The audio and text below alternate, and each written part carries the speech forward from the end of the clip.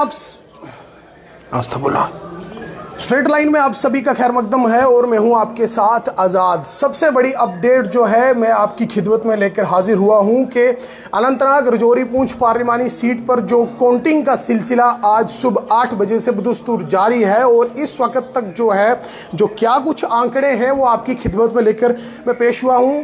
आपको बताना चाहते हैं कि नेशनल कॉन्फ्रेंस के इस नशिस्त पर जो उम्मीदवार हैं मियां अल्ताफ़ अहमद वो 1,43,915 वोट्स की लीड जो है इस वक्त ले रहे हैं, जबकि दूसरे नंबर पर पीपल्स डेमोक्रेटिक पार्टी की चीफ पटर महबूबा मुफ्ती हैं और तीसरे नंबर पर अपनी पार्टी के जो उम्मीदवार हैं जफर इकबाल मनास हैं। इस पूरे प्रोसेस पर पैनी नगा बनाए हुए बैठे हैं सुमित भार्गव, सीनियर जर्नलिस्ट हमारे साथ मौजूद हैं। तफसीलात इनसे जानना चाहेंगे। सुमित जी, क्या कुछ देख रहे हैं, क्योंकि सुबह से आप पूरा एनालिसिस कर रहे हैं, क्या लग रहा है और इस वक्त के क्या आंकड़े हैं? देखिए, अनंतनाग राजौरी पार्लियामेंट्री सीट पर थोड़ा सा सरप्राइजिंग ट्रेंड ज़रूर है, क्योंकि अच्छी खासी लीड बनी हुई है जम्मू कश्मीर नेशनल कॉन्फ्रेंस के जो कैंडिडेट है मियां अल्ताफ़ अहमद की। जी, अगर आप देखेंगे तो यहाँ शुरू से ये माना जा रहा था कि बाई एंगुलर कंटेस्ट रहेगा पीडीपी और नेशनल कॉन्फ्रेंस के बीच में। और शुरू में जब ट्रेंड स्टार्ट हुए थे पोस्टल बैलेट्स के बाद पहले 2 ईवीएम के राउंड्स में, तो उसमें तकरीबन 14,000 के आसपास की लीड बनी थी मियां अल्ताफ़ अहमद की। जी, लेकिन उसके बाद जो रेगुलर हम फॉलो कर रहे हैं इन ट्रेंड्स को, तो वो लीड जो है वो रेगुलर बढ़ती जा रही है। जी, जी, हर फेज के तहत हर रोड के बाद वो लीड बढ़ रही है। और फिलहाल जो लेटेस्ट फिगर है उनके मुताबिक मियां अल्ताफ़ अहमद के पास 2,65,158 वोट्स हैं और महबूबा मुफ्ती के पास 1,21,243 वोट्स हैं। अगर आप दोनों का फर्क देखेंगे तो 1,43,915 वोट्स का है। इससे बड़ी बात यह है 2,65,000 वोट अगर मियां अल्ताफ़ अहमद के हैं और 1,21,000 महबूबा मुफ्ती के हैं, तो मतलब ये 3,90,000 वोट हुए। फिर अपनी पार्टी के भी 55,000 वोट है, मतलब 4.5 लाख के आसपास। फिर बाकी वोट को भी हम मिला लेंगे तो 50,000 के आसपास वोट, मतलब 5 लाख वोट्स के आसपास की गिनती फिलहाल हो चुकी है। उन 5 लाख वोट्स की गिनती में 1,43,000 की लीड नेशनल कॉन्फ्रेंस के पास है। जी, बाकी अगर हमें एक रैंडम हमारा गैस है कि बाकी अगर 5 लाख वोट्स की गिनती होती है, उसमें अगर महबूबा मुफ्ती को आगे आना है तो उन्हें पहले तो 1,43,000 की ट्रेल खत्म करनी पड़ेगी, फिर उसके बाद उन्हें लीड गेन करनी पड़ेगी, फिर वो एक मार्जिन से जीतेंगी। और अगर मियां अल्ताफ़ अहमद इसी तरह की लीड को मेंटेन रखते हैं, चाहे उनकी लीड थोड़ी कम भी हो जाए, लेकिन अगर वो मेंटेनेंस जो उनकी है वो इसी तरह से चलती है, 1,43,915 की एक अच्छी खासी लीड है, तो फिर आप ये कह सकते हैं कि अगर यही ट्रेंड अगला 1 घंटा और चला और 7 लाख के आसपास जब वोट्स की गिनती होगी और यही लीड मियां अल्ताफ़ अहमद के पास रही, तो आप मान के चले कि लीड जो है वो विनिंग मार्जिन की तरफ निकल सकती है। तो ट्रेंड फिलहाल नेशनल कॉन्फ्रेंस के फेवर में। क्या समझते हैं कि ये जो पूरा प्रोसेस है ट्रांसपेरेंसी से हो रहा है, कैसे देखते हैं आप? देखिए, बिल्कुल ऐसे तो इलेक्शन कमीशन की जो पूरी इस बार की, खासकर इस बार की जो इलेक्शन का पूरा प्रोसेस था, वैसे बहुत ट्रांसपेरेंट था और कुछ बड़े इनिशिएटिव्स इस बार लिए गए थे।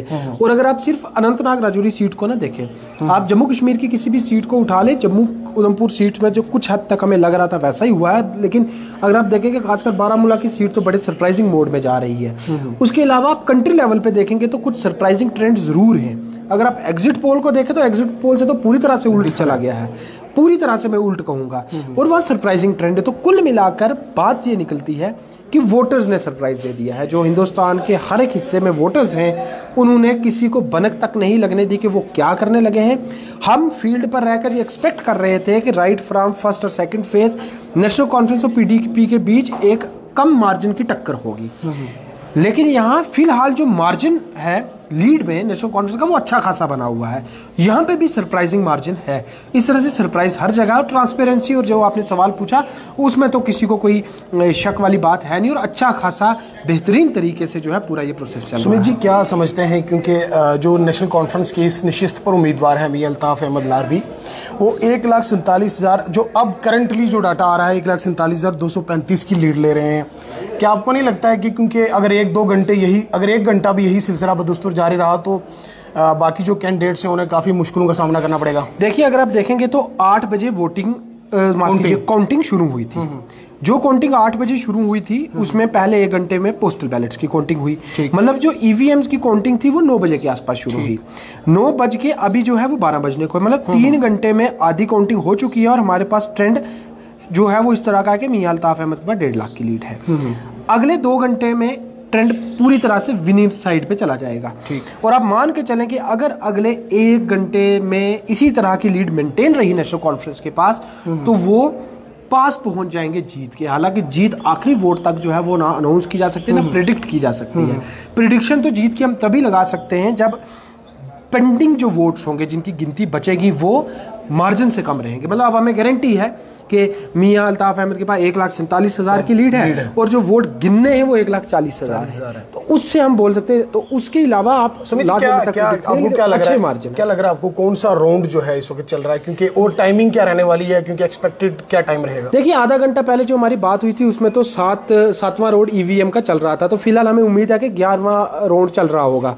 तो उस हिसाब से जो है हम मान के चलेंगे कि 1:30 के आसपास कंप्लीशन हो जाएगा। क्या समझते हैं, क्योंकि काफी बड़ा टर्नआउट गया था, नौजवान जो है वो बढ़ चढ़कर उन्होंने इस वोटिंग प्रोसेस में हिस्सा लिया, तो क्या तब्दीली आप आने वाले समय में देखिए? इसमें सबसे सरप्राइजिंग ट्रेंड अगर आप देखेंगे, नोटा ने अनंतनाग राजौरी में 2,832 वोट लिए। बिल्कुल।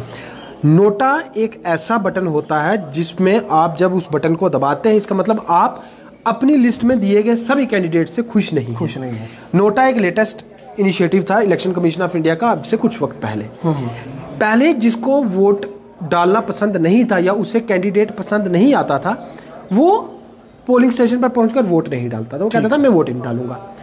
लेकिन अब 2,838 लोग ऐसे हैं जो पोलिंग स्टेशन तक पहुंचे, लेकिन उन्हें जाके वहां नोटा दबाया कि भाई हमें आप में से कोई पसंद नहीं है। तो इसका मतलब हेल्दी डेमोक्रेसी का साइन है कि लोग पार्टिसिपेट कर रहे हैं डेमोक्रेसी में। वो चाहे वोट नहीं दे रहे, नोटा पे दे रहे हैं, लेकिन पार्टिसिपेशन और एक हेल्दी साइन है डेमोक्रेसी। सुमित जी, रिजल्ट क्या आपको लगता है कि 1 या 2 बजे के दरमियान? देखिए, 1:30 के आसपास हमें उम्मीद है कि रिजल्ट आए ना आए, लेकिन पिक्चर क्लियर हो जाएगी कि अनंतनाग राजौरी सीट से जीत का चेहरा कौन। तो बहुत बहुत शुक्रिया। सीनियर जर्नलिस्ट सुमित भार्गव हमारे साथ थे, तफसीली जानकारी दी है और इन्होंने सबसे बड़ी और एक अहम बात यह कही है कि राजौरी पुंछ अनंतनाग जो पार्लिमानी सीट है, इस सीट पर सबसे बड़ी लीड इस वक्त जो है वो नेशनल कॉन्फ्रेंस के उम्मीदवार मियां अल्ताफ अहमद की है। और जो इस वक्त जो ताजा तरीन अपडेट है, 1,47,235 की लीड जो है वो नेशनल कॉन्फ्रेंस के उम्मीदवार की है, जबकि दूसरे नंबर पर महबूबा मुफ्ती हैं जो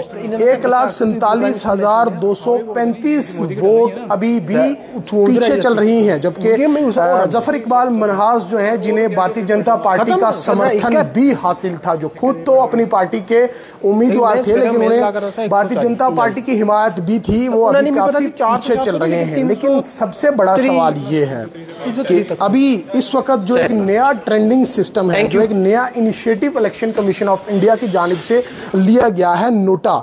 ये आप देख सकते हैं कि ये नोटा जो है 2832 वोट जो है वो नोटा में पड़े हैं।